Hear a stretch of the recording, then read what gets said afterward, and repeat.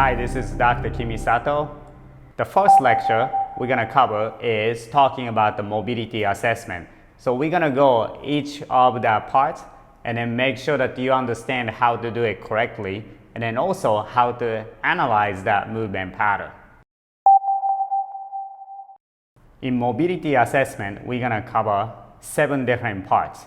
We'll talk about the shoulder, and then trunk, and then the lower extremity. So when you actually do those assessments, it's not about how much of the movement, it's about how to get to that limit.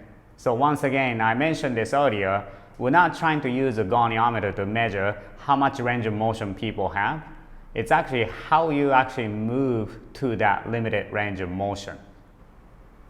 First one, let's talk about the shoulder internal-external rotation.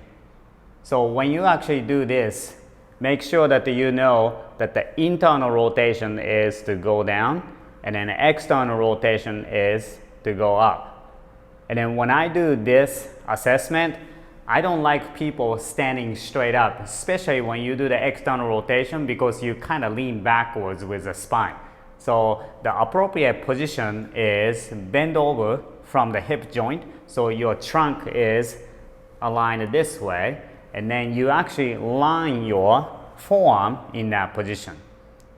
So you bend your elbow 90 degrees, and then keep your arm in a torso alignment, and then from there you start out here, and then you have 90 degrees and then the 90 degrees. So you have 90-90 is that range of motion.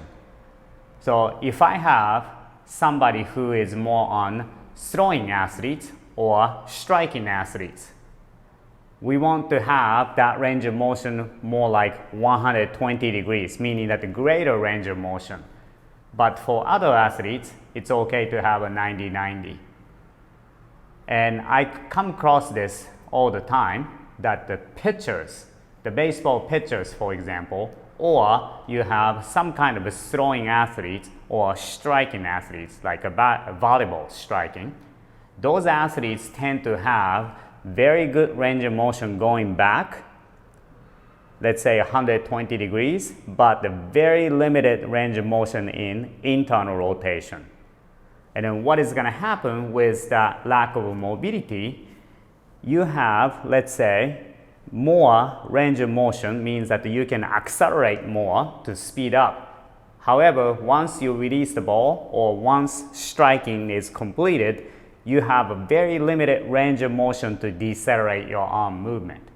That is why a lot of issues go to shoulder and an elbow for those athletes. So limited range of motion is probably kind of expected, but you have to check and then see how much range of motion people have. And then those athletes who have a greater range of motion to less range of motion, the priority is, of course, to try to get that more range of motion, because you get stuck here. And then if you have a one-side dominant sports athletes, chances are you can check the other arm, the non-dominant side, but this side probably not that big deal to test. So sometimes I don't even test this side for some athletes.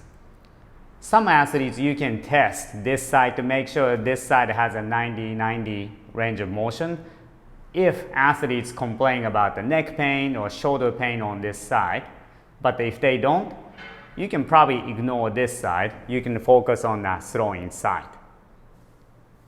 The next one is a scapular retraction.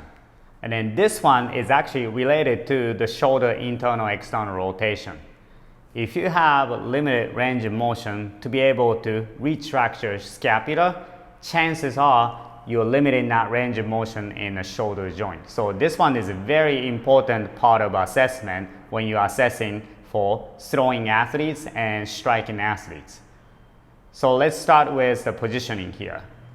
The first one, you actually kneel down, and then you make a fist and then put it on the forearm when you're actually facing down to the ground. And then make sure that you keep your palm facing up, because typically if your shoulder is tight, your arm looks like this. So make sure that you have your hands open and then keep the elbow straight the whole time. Okay? And then from here, you're in this position and then you try to get your arm as high as possible. So when your upper arm, this area, goes above your ear, you're moving very well, meaning that your retraction of the shoulder is there. When you actually do this, and then you have very good retracted shoulder, you will be able to move your arm up very well. But when you have elbow bent like this, or hands like this, or you cannot move at all, that means that your scapula cannot retract properly. In result, your arm cannot go anywhere and it just gets stuck. So it creates the inability to move the shoulder freely.